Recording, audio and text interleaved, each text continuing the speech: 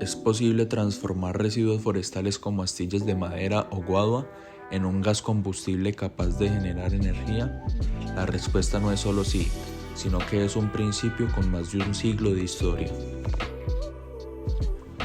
La gasificación es un proceso termoquímico controlado que, en un ambiente con muy poco oxígeno, descompone materiales orgánicos sólidos para producir un gas sintético utilizable, conocido como syngas o gas de síntesis. Lejos de ser una idea nueva, la gasificación alcanzó su edad de oro durante la Segunda Guerra Mundial, ante la escasez crítica de petróleo. Millones de vehículos, camiones e incluso generadores en Europa y Asia fueron adaptados con gasógenos, dispositivos que gasificaban madera o carbón para mover sus motores. Eso demuestra que es una tecnología robusta y probada. Su relevancia hoy renace, no es por escasez, sino por la búsqueda de soluciones energéticas sostenibles y descentralizadas. Sin embargo, trabajar con un proceso a alta temperatura que genera gases combustibles conlleva riesgos importantes. El syngas contiene monóxido de carbono, un gas incoloro, inodoro y extremadamente tóxico, por lo que todo el trabajo debe realizarse en espacios perfectamente ventilados. Existe también riesgo de incendio o explosión por acumulación de gas y las altas temperaturas del reactor, que superan los 800 grados Celsius en condiciones industriales, requieren un manejo con extrema precaución y equipo de protección. A nivel químico, dentro del gasificador ocurre una descomposición térmica escalonada en ausencia relativa de oxígeno. Primero, la biomasa se seca y luego por pirólisis se descompone en carbón vegetal y gases volátiles como alquitranes. En la zona clave de reducción, ese carbono incandescente reacciona con el vapor de agua y el dióxido de carbono, provenientes de las etapas superiores, mediante las reacciones endotérmicas fundamentales del carbono más agua, reaccionando a un monóxido de carbono más un hidrógeno, el cual genera hidrógeno, y un carbono más dióxido de carbono, generando dos monóxidos de carbono, el cual es la reacción de Woodward. Así, el sólido se transforma en el gas de síntesis o syngas, una mezcla combustible compuesta principalmente por monóxidos de carbono, hidrógeno, algo de metano y dióxido de carbono. Nuestro prototipo de gasificador contaba con un diseño mucho más simple a comparación de los gasificadores convencionales de uso industrial, debido a que el nuestro estaba básicamente hecho por un tubo de hierro galvanizado de 2 pulgadas con 40 centímetros de longitud. Ambos extremos del tubo originalmente teníamos planificado incluir 2 bridas metálicas para evitar fugas de gas o entrada innecesaria de oxígeno, ya que recordemos que los gasificadores convencionales de uso industrial cuentan con una segunda llave de paso que controla el aire que entra al proceso, pero debido a las dimensiones de nuestro prototipo no era necesario utilizar esta segunda llave de paso.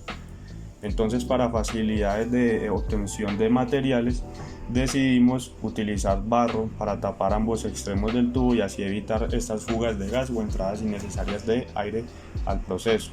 Uno de los extremos del tubo cuenta con un segundo tubo más pequeño de cobre, el cual conecta con una llave de paso con la cual controlaríamos la salida del gas de síntesis. El proceso fue muy sencillo. Básicamente llenamos el tubo con astillas de guadua, la cual en este caso sería nuestra biomasa de la que extraeríamos el gas de síntesis, y ambos extremos del tubo los tapamos con barro para evitar las fugas y entradas innecesarias de aire.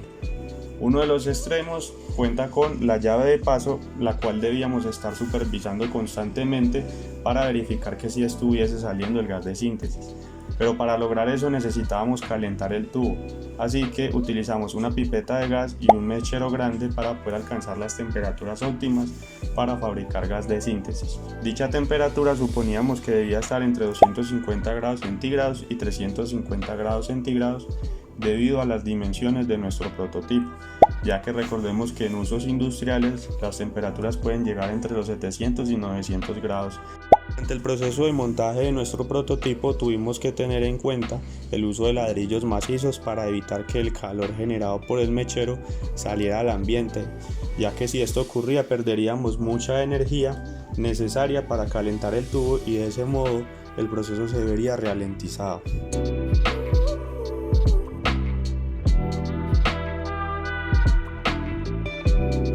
Constantemente en intervalos de 10 minutos estuvimos abriendo la llave de paso para verificar que efectivamente estuviera saliendo gas de síntesis. Sin embargo, aquí podemos observar que todavía no se había producido el gas de síntesis, ya que aún estábamos en etapas tempranas del proceso. Sin embargo, durante el experimento tuvimos un inconveniente muy grave. El extremo del tubo galvanizado, justamente donde teníamos la llave de paso para controlar la salida del gas, el barro se desmoronó y por ende se nos cayó la llave de paso, lo cual permitió que entrara demasiado aire al proceso y por ende se estaba generando una combustión completa, de modo que mucha de la biomasa se iba a convertir en carbón o en cenizas y no se iba a aprovechar por completo para fabricar el gas de síntesis. Aún así decidimos continuar con el experimento para ver si podría llegarse a generar el gas de síntesis. Así que pasados 35 minutos de haber encendido el mechero, decidimos pasar un encendedor por la salida del gas y verificamos que efectivamente se genera una llama muy leve y poco constante. Esto se debe ya que como perdimos esa barrera que nos ayudaba a contener el gas al interior del tubo, hubo fuga del mismo. Y también recordemos que un gasificador debe tener una combustión controlada, es decir, que se debe controlar la cantidad de aire que entra al proceso. En este caso, debido a que perdimos esa barrera que nos ayudaba a evitar que entrara aire al proceso, mucha de la biomasa no se aprovechó para fabricar gas de síntesis, sino que se convirtió en cenizas o en carbón.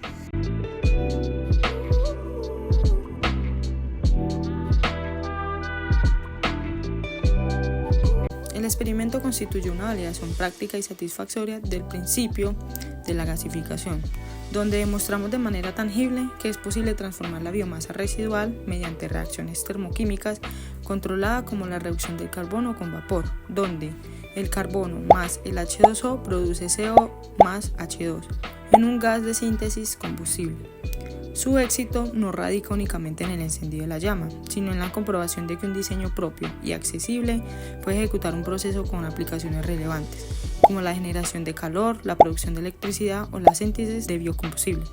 Más allá del resultado técnico, el proyecto consolida una perspectiva clara sobre la transición energética. Esta tecnología presente es una alternativa concreta frente a los métodos convencionales basados en los combustibles fósiles, al integrar el concepto de economía circular, valorizando residuos agrícolas y forestales, y ofrece una vía hacia una mayor autonomía energética local. Así, lo que comenzó como un prototipo a escala educativa se proyecta como un modelo conceptual para sistemas descentralizados y sostenibles.